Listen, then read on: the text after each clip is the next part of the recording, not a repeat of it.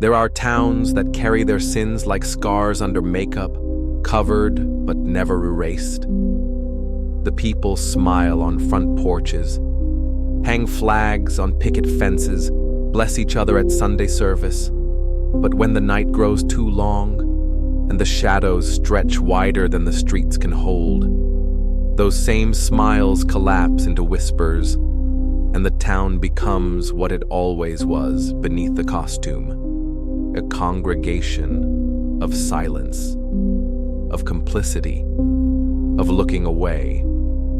Salem's lot was not the only one. Every town, in its own way, hides something it refuses to confront. Every town condemns itself by pretending not to see. It begins in the smallest gestures. The neighbor who smells something foul but draws the curtains tighter instead of knocking. The school teacher who sees bruises on a child's arms and chalks it up to clumsiness, unwilling to invite the chaos of responsibility. The sheriff who ignores the late-night calls because they always come from the poor side of town. What makes a monster thrive is not its hunger, not its teeth, but the silence of those who should have spoken. Vampires do not need wings when the people themselves are willing to bury their heads in the ground. Fear is the first accomplice. It does not roar, it whispers. It seeps into the veins of good men and women, reminding them that to get involved is to risk the comfort of their routines. To see is to be accountable, and accountability is heavier than denial.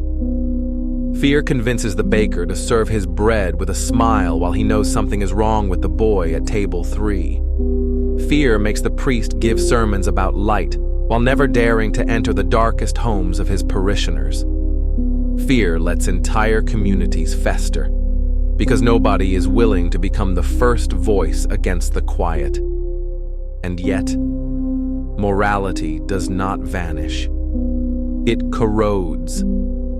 The human heart is not built to watch suffering without consequence. The longer you look away, the more your vision blurs, until cruelty itself seems ordinary, until death itself feels like nothing but a whisper in the night, carried away by the wind. A town does not become corrupt in a single day. It rots one compromise at a time, one silence at a time, one failure to act at a time. And by the time the stench rises from the cellar, the people have already convinced themselves it's easier to breathe through their mouths than to demand the rot be removed. But every silence, every moral omission, every failure to intervene leaves a mark on the soul. You can lock your doors. You can board your windows. You can pretend the evil lives elsewhere, but you cannot lock away the memory of what you ignored. You cannot erase the blood from your conscience with the excuse that it wasn't your fault. That's the lie people tell themselves. If I did not cause it, then I am innocent of it. But Stephen King wrote it best.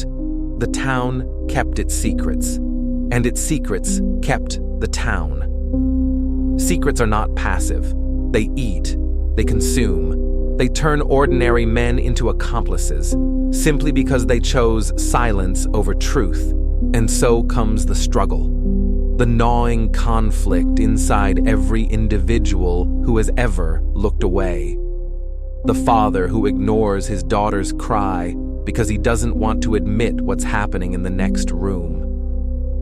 The friend who hears the drunken confession but decides to sleep it off instead of dialing the police. The woman who walks faster down the street when she hears a scream because it's easier to convince herself it was nothing. Every person knows this struggle, the war between action and denial, between the risk of stepping forward and the safety of stepping back. And each time the choice is made, a part of the soul is either saved or lost. What people forget is that a mistake is not always a crime of action. Sometimes the greatest crimes are crimes of stillness. To stand still when a hand should have reached out, to remain silent when a voice was needed.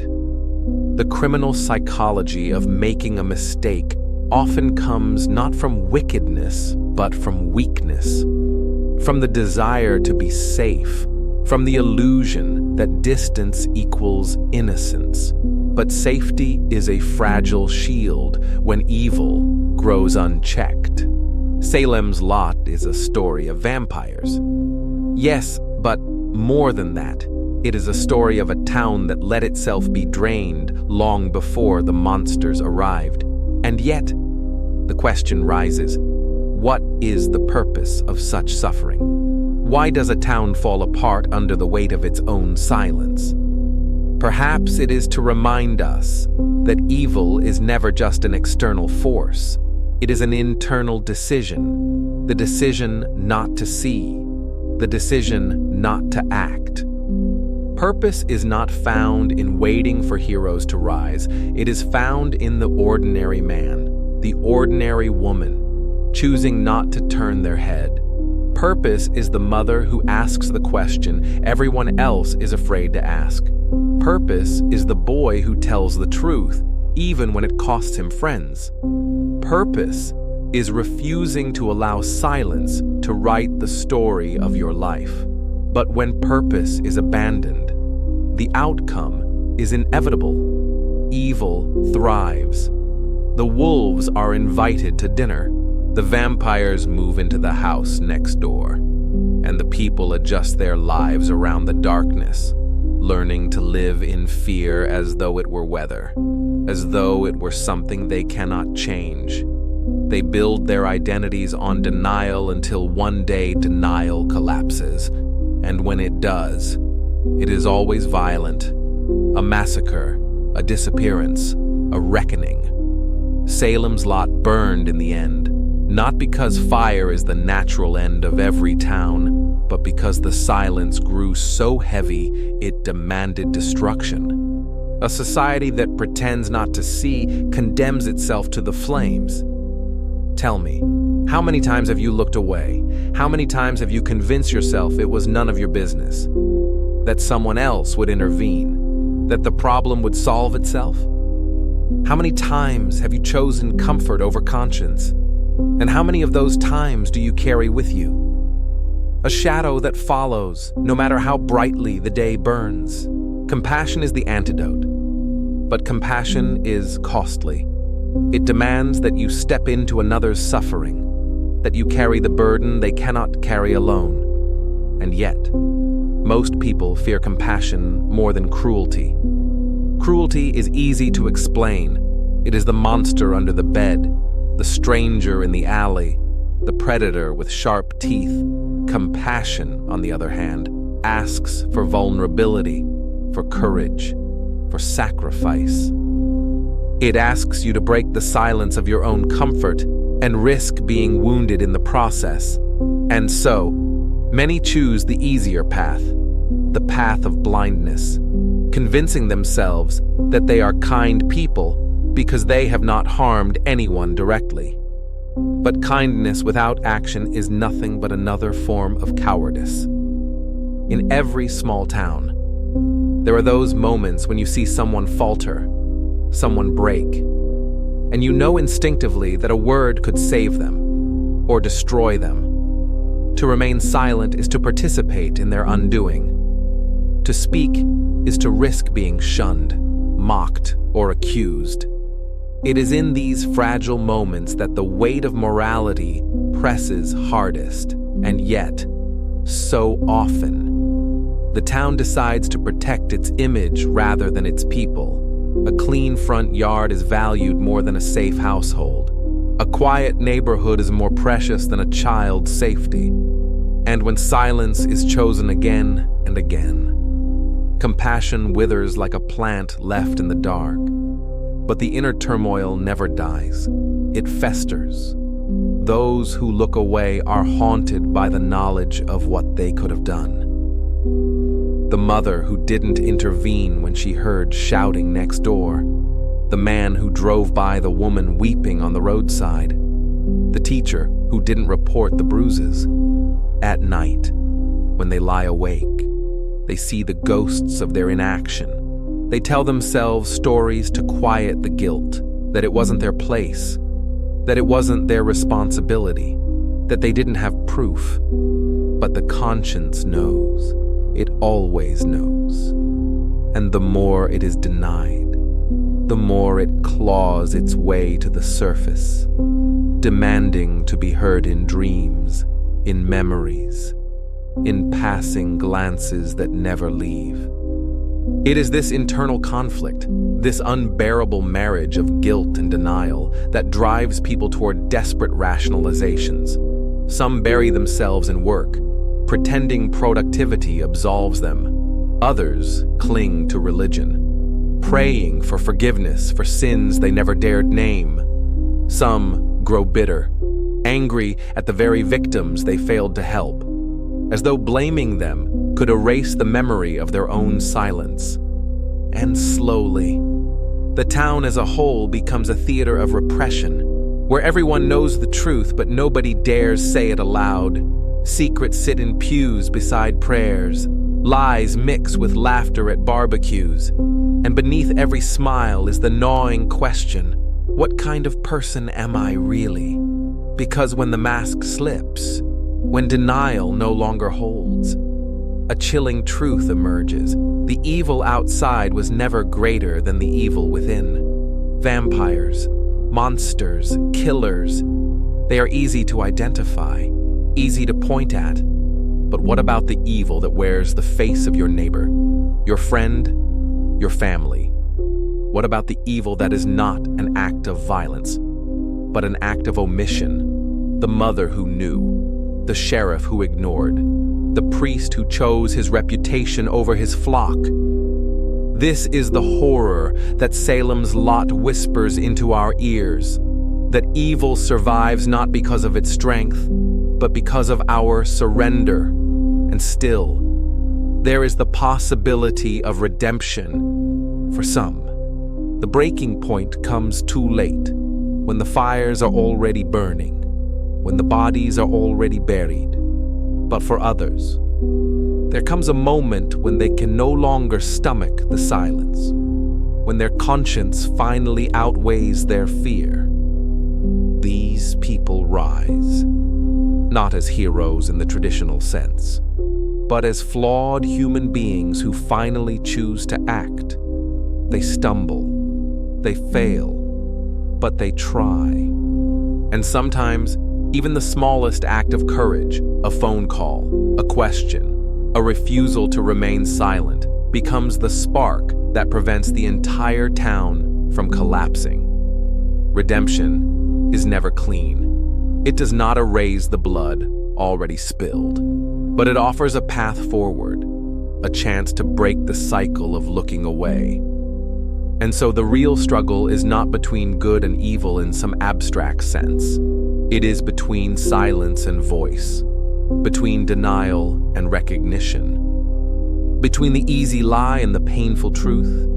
Every person, every community, every town must face this choice again and again, to pretend not to see, or to open their eyes and speak. And though it may cost comfort, reputation, even safety, there is no greater cost than living with the knowledge that you did nothing. The condemnation of a town is not written by the hands of monsters. It is written by the silence of its people. And the question that lingers, long after the flames have died, long after the monsters have been driven out, is one that no one escapes. When it mattered most, did you speak? Or did you pretend not to see?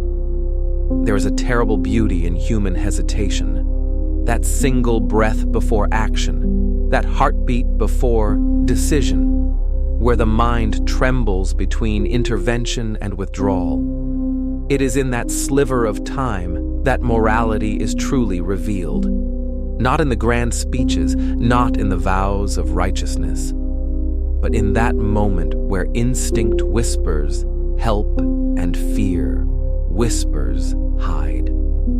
The struggle is not cinematic, it is quiet, internal, suffocating.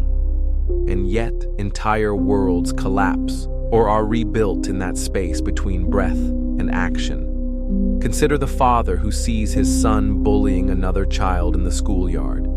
His first instinct is to deny, to protect the image of his family, to pretend he didn't notice. But there, in that hesitation, lies the entire architecture of society. If he looks away, he passes the sickness to another generation. If he confronts it, he risks shame, anger, confrontation. One choice feels easier, but it is the easier choice that builds the rot of silence. Multiply that hesitation across 100 families, 1,000 households, and you begin to understand how an entire town condemns itself without ever raising a hand.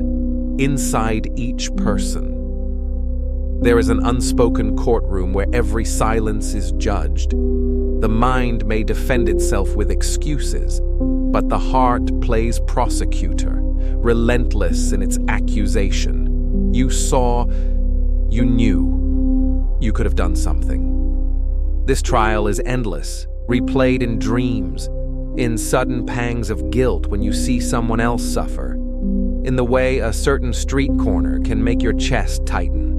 The psychology of guilt is not about what you did, it is about what you didn't do. It is the corpse you never buried, the child you never protected, the monster you let slip by because speaking would have been uncomfortable. And the longer you deny it, the heavier the sentence becomes. This is where fear turns into a weapon wielded not just by monsters, but by silence itself. Fear teaches you to value reputation over truth, order over justice, comfort over compassion. It tricks you into believing that by staying quiet, you are safe, that the storm will pass if you keep your head down. But storms don't vanish because you close your eyes. They grow, they devour, and by the time you open your eyes again, it is too late to undo the damage. Fear feeds on hesitation, on denial, until the entire town becomes complicit, not out of malice, but out of cowardice. And still, there is a paradox at the heart of it. The longer you choose silence, the more you suffer anyway. Safety becomes its own kind of prison. You find yourself haunted by the very things you tried to avoid.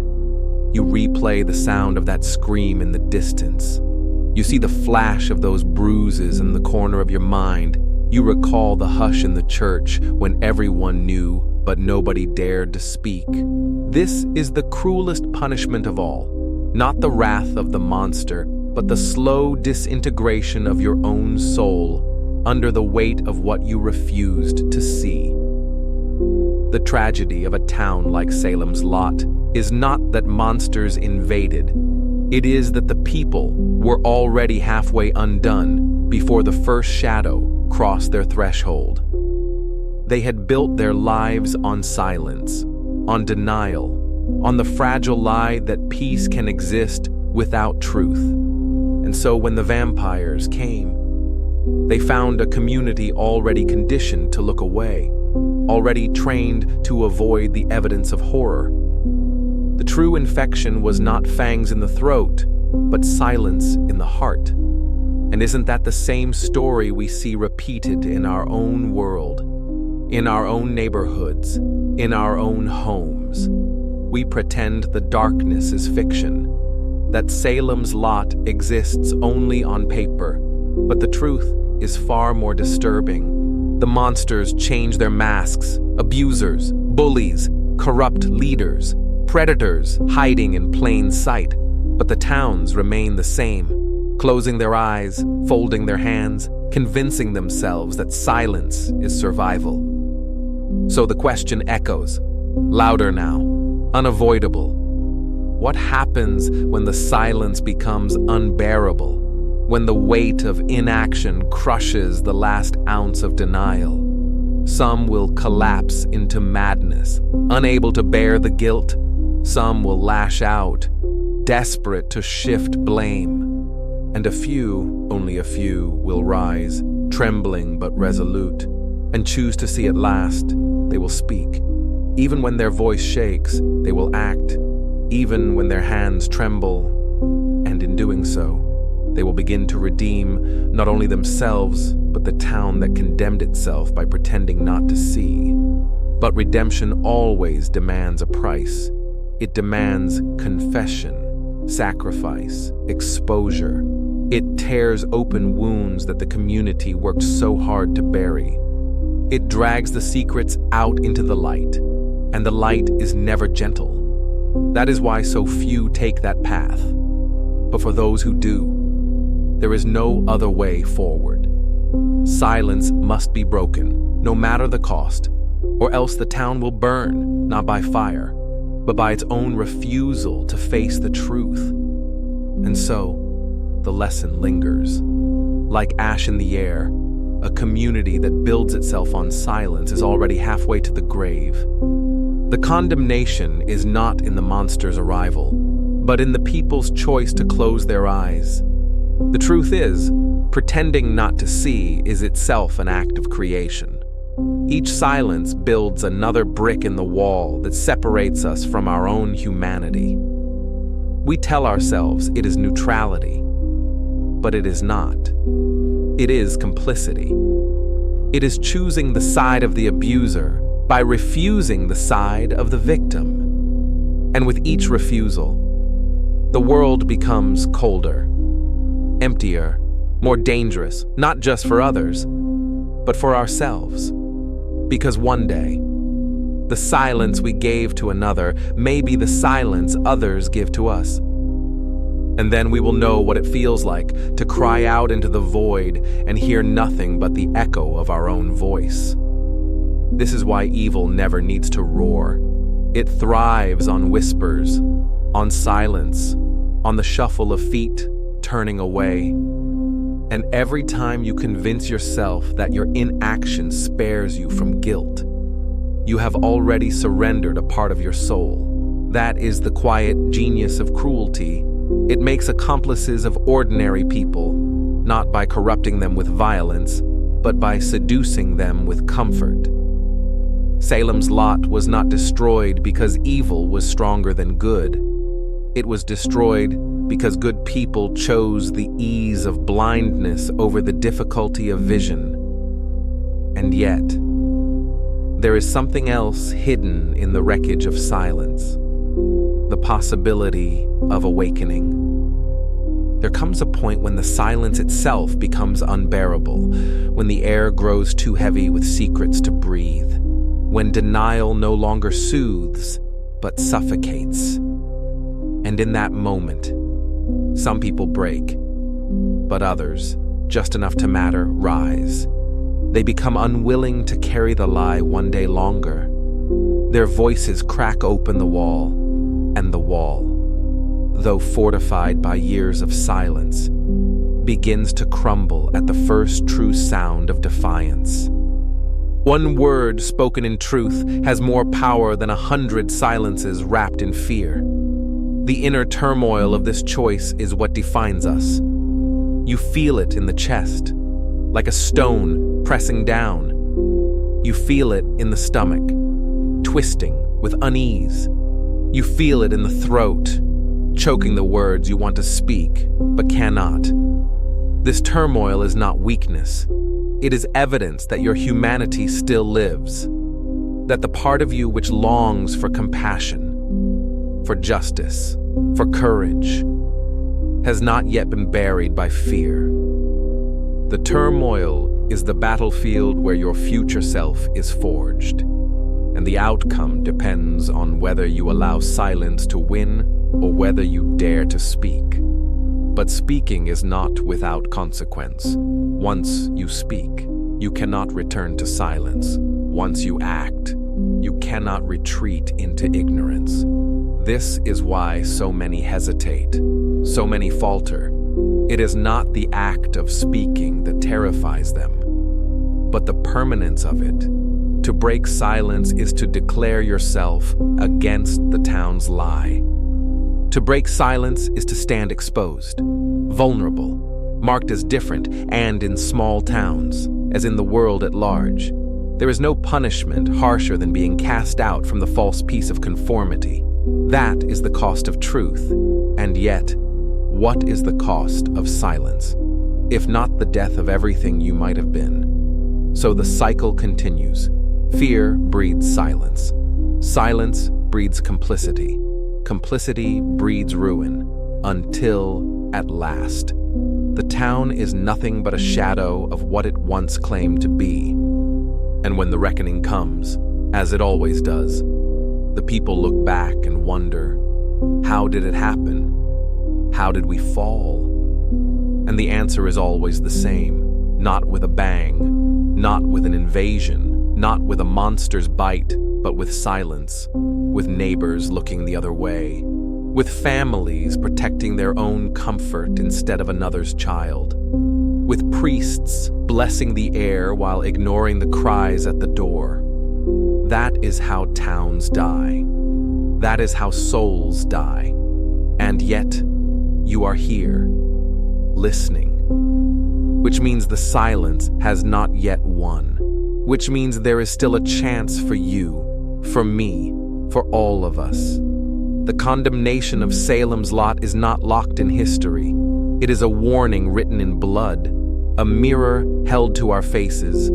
The monsters wear new masks now, but the silence is the same, and the question is the same. So I leave you here, at the edge of your own hesitation, with this final question burning in your chest. When the moment comes, when the cry pierces the night, when the truth rises like a blade, when your conscience demands you choose, will you finally open your eyes? Or will you, like the town that condemned itself, pretend not to see?